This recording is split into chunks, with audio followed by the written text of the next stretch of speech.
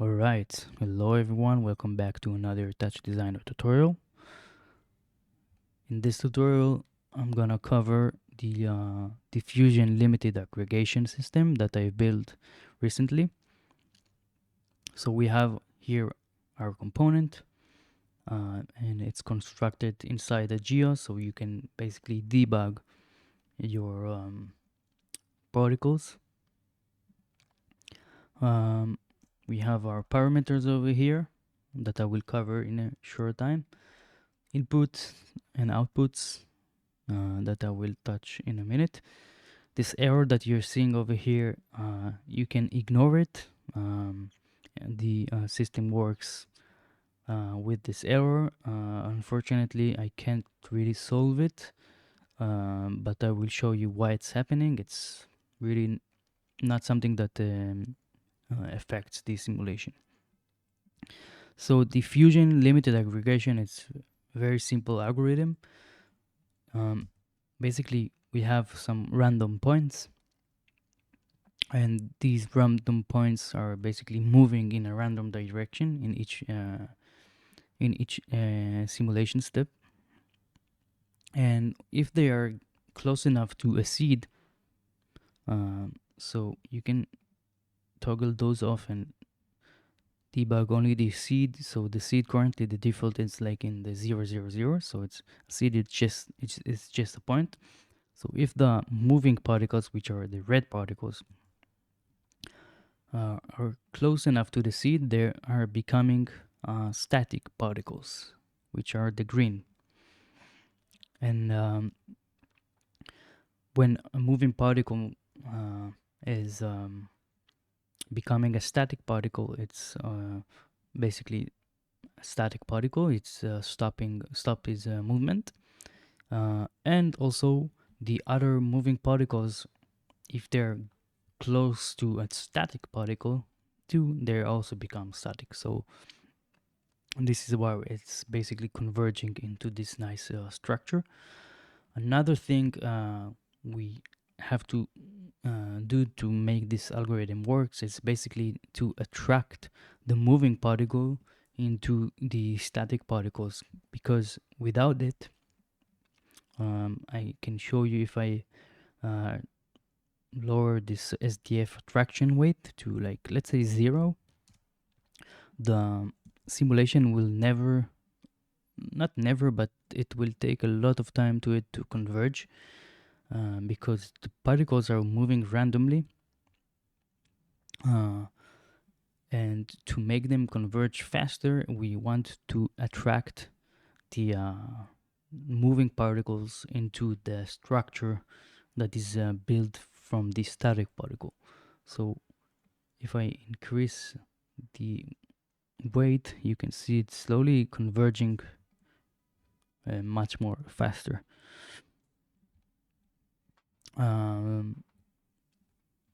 So yeah,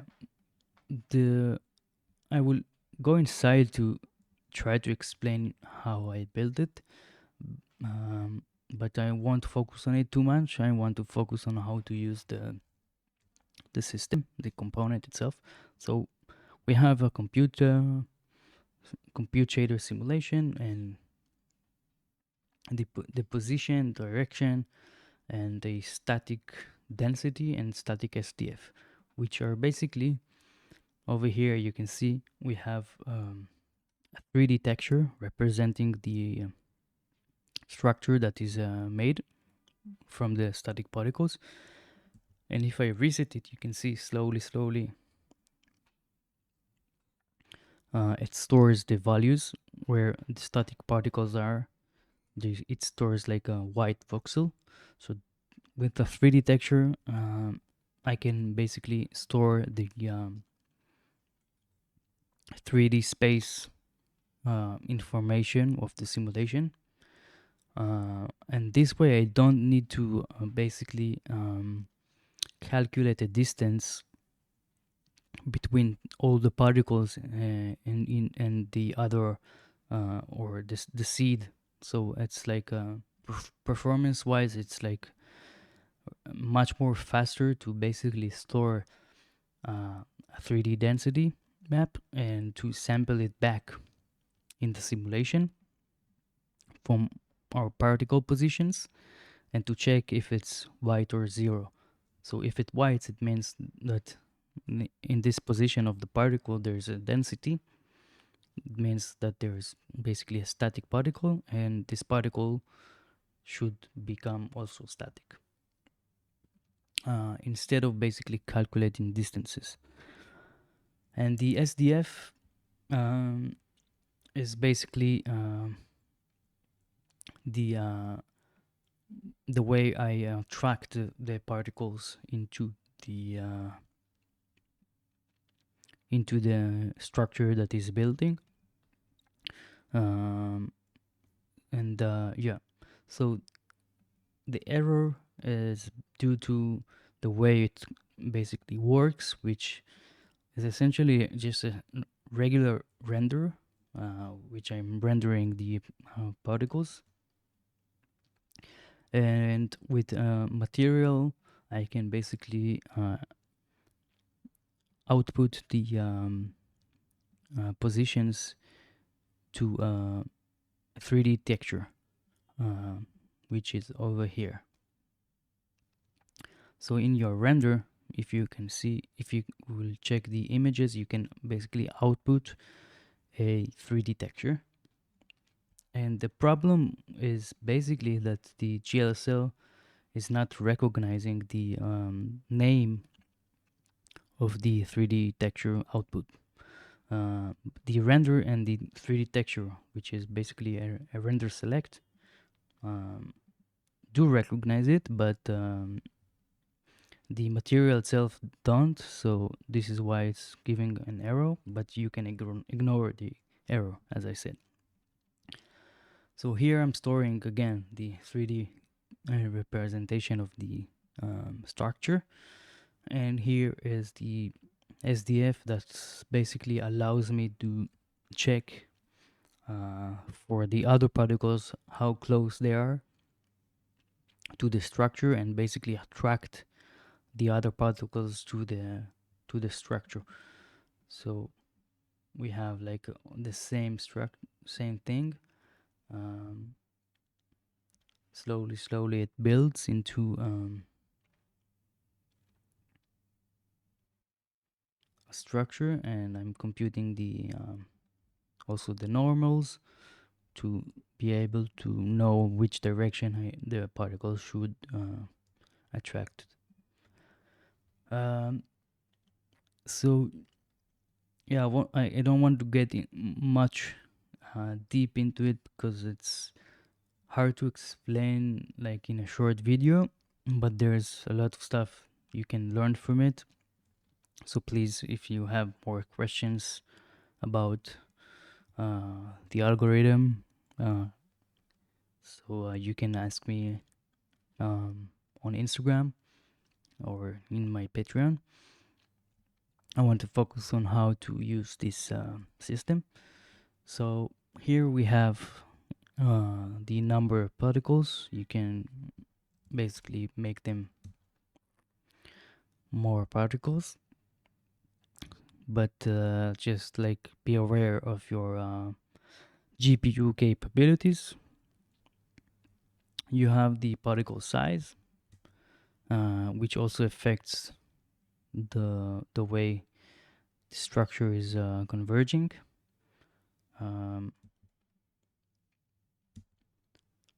Yeah, I'm gonna keep it like this. We have the density resolution, which is basically the 3D texture density resolution over here. Obviously, if you make it bigger, the simulation will look more nicer, but it's more performance to your GPU. So just be aware of it. And the SDF resolution, it's I think the most performant thing in the it's like taking a lot of memory. So also be aware, if you increase it quite a lot, there it will get slower, but the effect will get much more like accurate. and yeah, like I mean, you can see difference. I have a strong GPU, so it will deal with it, but like you can see with like much more resolution to the SDF, the structure is like much more detailed. But you can obviously work with lower resolution, and yeah, it's all good. We have the attracting weight, the SDF attraction weight that I showed you, so you can make it faster, converging much more faster. We have the attraction radius, which also affects the way it converges. And we have the max steer force for the SDF. So if you reduce it, it's also going to slower a bit the speed and make some different results. This is like the general speed, like the maximum speed of the simulation, and the random direction weight, so how randomly they move.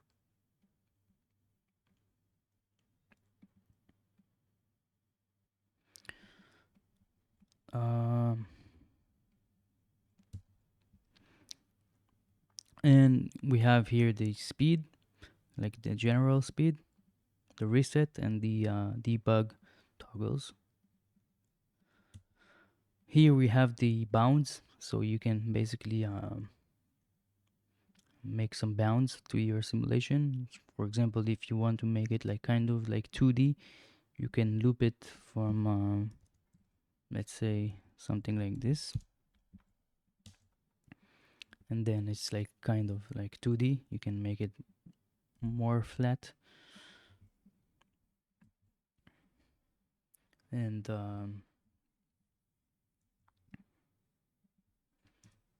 maybe to see the structures you can increase a bit the SDF.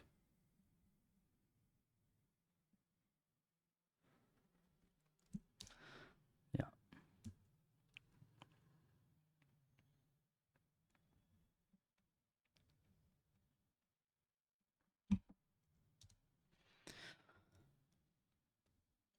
so this is like kind of 2D simulation. um, Also you can, let's turn off the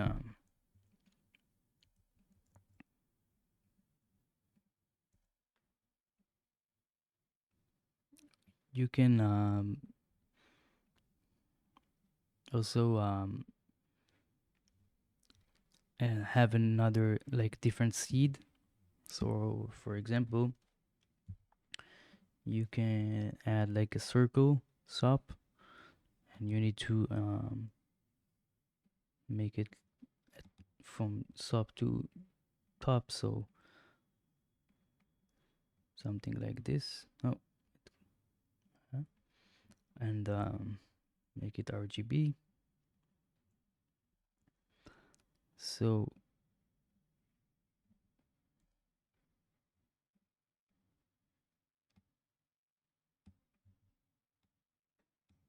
okay, you can see the circle is like big, so you need to make it slower, like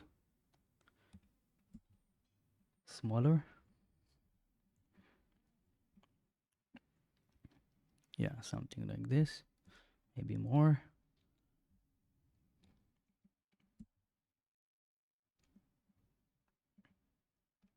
And the seed is like kind of like a circle, which is very nice.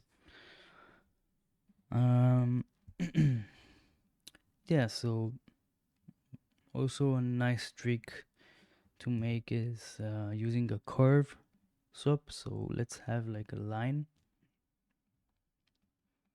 and make the line facing the y-axis. So something like this I want.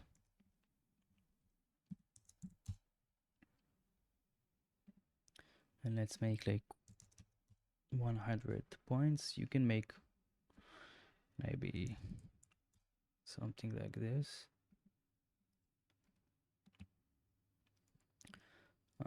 Sub to chop, then like this, and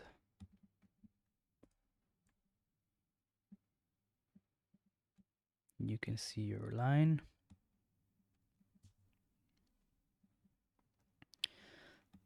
And now they're like growing like this, and a nice thing to do is to use a curve.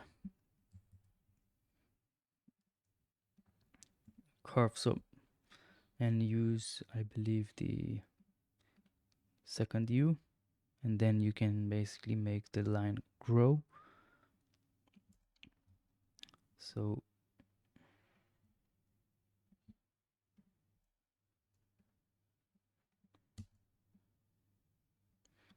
actually we can turn on only the static particles and reset it, and you can see like it's slowly growing, which is very nice. You can also of course animate it. I will show you in this project file. I have two examples that I'm using. In one example I'm using it, so you can see what I did over there in a second.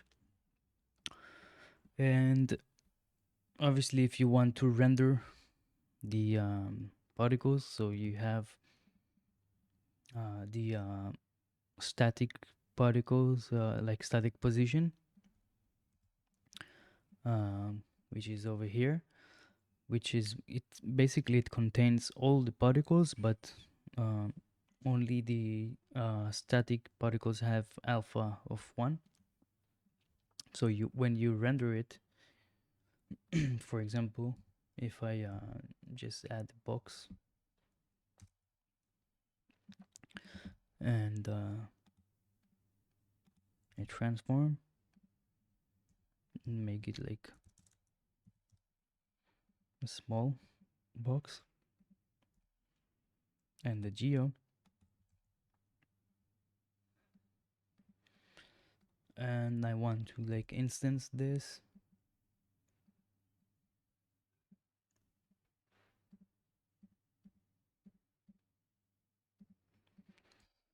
So if I refresh, you can see I see all the particles, but this basically only the static particles. So one option is to just use the active over here, and then you can see only the static particles. But a nicer thing to do is to use the size over here, static size, and just um, remove the active over here and make the size like this, and then they grow like much more smoothly. All right. Of course, you can do the same to the moving particles. You have the moving position and moving size. You have the also the 3D density, 3D texture that you can basically use if you have the T3D toolkit by Joseph Feltz. You can also render it as a volume, and you have also the SDF if you want to do something with it.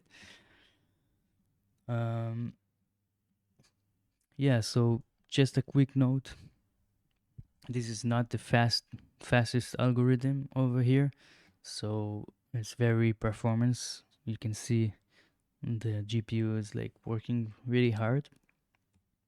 Um, so just be aware of it, and don't increase the resolution too much, or you can increase it, if you don't mind your GPU to be a bit lower than 60 or 30 FPS, which is also real time for me.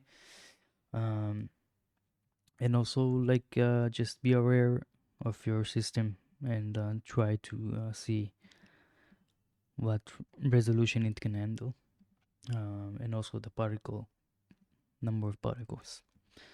So if I go up, um, I can show you the uh,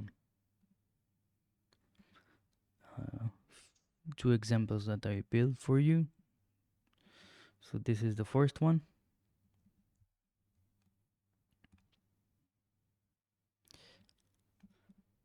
So what I'm doing here is just like the default DLA with this default seed, and I'm taking the static position, adding some noise um, to make it like, if I increase it, maybe you will see it much more. So it moves a bit, and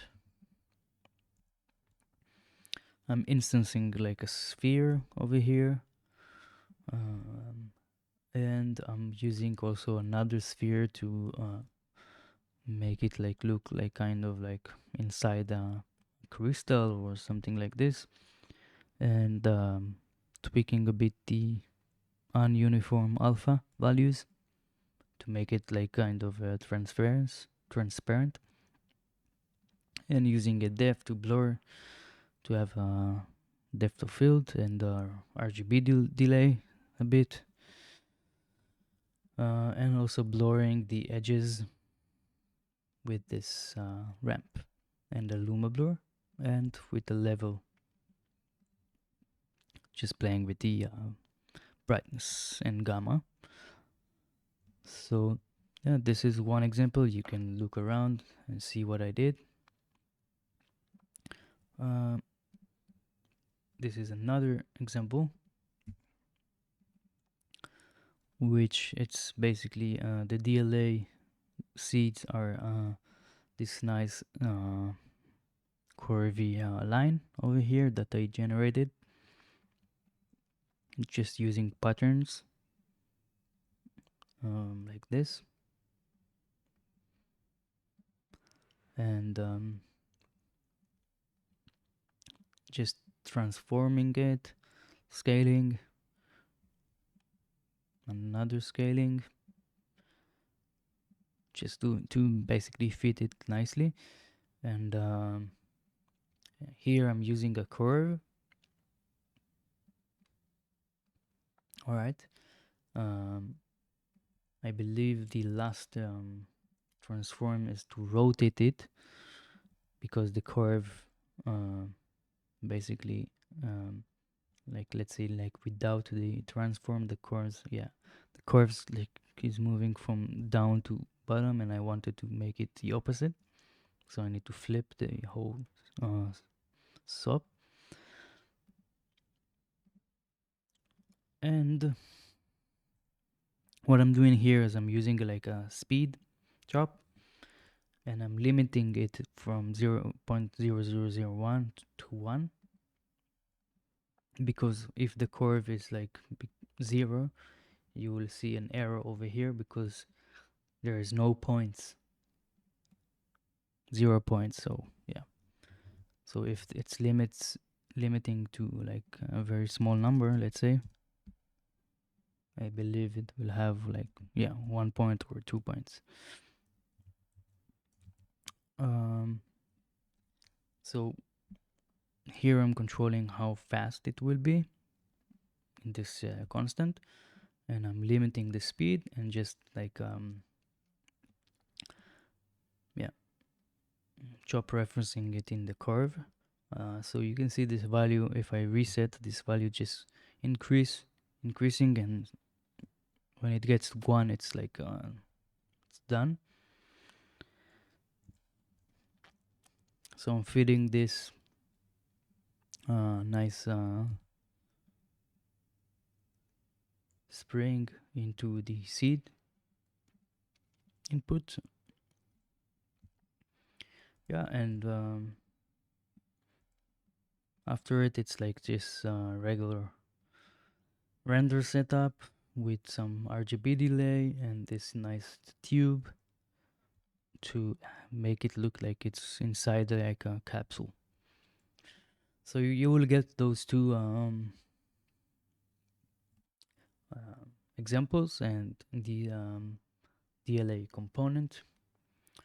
And I hope you like it, and I'm really excited to see how you use it for your own needs.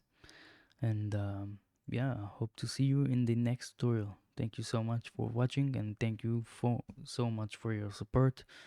Makes me motivated to make more tutorials and to learn more uh, and share with you guys. See you in the next tutorial. Bye bye.